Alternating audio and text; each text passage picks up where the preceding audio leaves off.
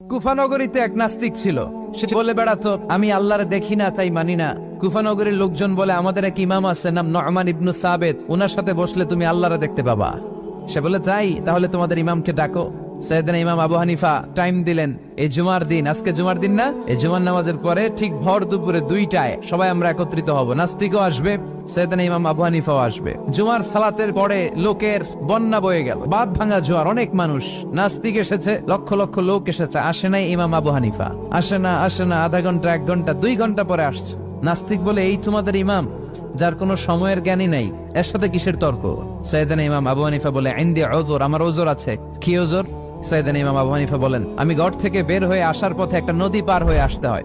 আজকে এসে দেখি নদীর মধ্যে কোনো মানুষ টানুষ নাই, নৌকা নাই, মাঝি নাই, কিচ্ছু নাই। তো হঠাৎ দেখলাম পাশে বিশাল বড় একটা গাছ। এই গাছটা এমনি এমনি 2 ভাগ হয়ে গেল।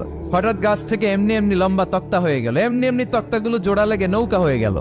আর নৌকা আমার সামনে আসলো, মাঝি ছাড়া, লগি বৈঠা ছাড়া। আমি নৌকায় যেয়ে বসলাম, নৌকাটা আমার নিয়ে টান দিয়ে সাঁ করে ওপারে নিয়ে গেল।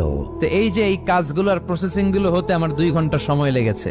নাস্তিক কয়, তগ ইমাম গাঞ্জা খাইছে, মাথার তার ছিঁড়া গেছে, নাহলে কোনো সুস্থ মানুষ এ কথা বলতে পারে? এমনি এমনি নাকি গাছ ভেঙে তক্তা হয়, এমনি এমনি নাকি তক্তা লেগে নৌকা হয়, এমনি এমনি নাকি মাঝি ছাড়া নৌকা চলে?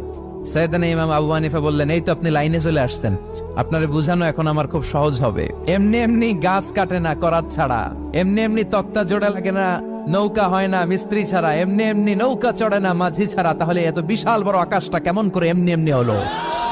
জমিনটা কেমন করে এমনি এমনি হলো? সাগর, মহাসাগর, পাহাড়, মরুভূমি কেমন করে এমনি এমনি হলো? এগুলোর একজন স্রষ্টা আছে না নাই? নাস্তিক কয়, তাই তো, আসলেই তো আমি হাদারাম, আসলেই তো আমি উল্লুক্কা পাঠা। এইভাবে তো আমি কখনো ভেবে দেখি নাই, এইভাবে তো কখনো চিন্তা করি নাই। ও ইমাম, তুমি আমার ঘুমন্ত বিবেককে জাগিয়ে দিয়েছো, তুমি আমার চোখের সামনের পর্দাটা উঠিয়ে দিয়েছো, তুমি আমার দৃষ্টিভঙ্গিকে পরিবর্তন করে দিয়েছো।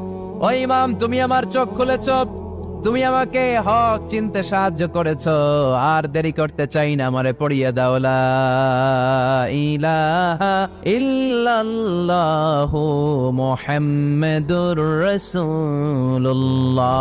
কালিমা পড়ে মুসলমান হয়ে গেছে।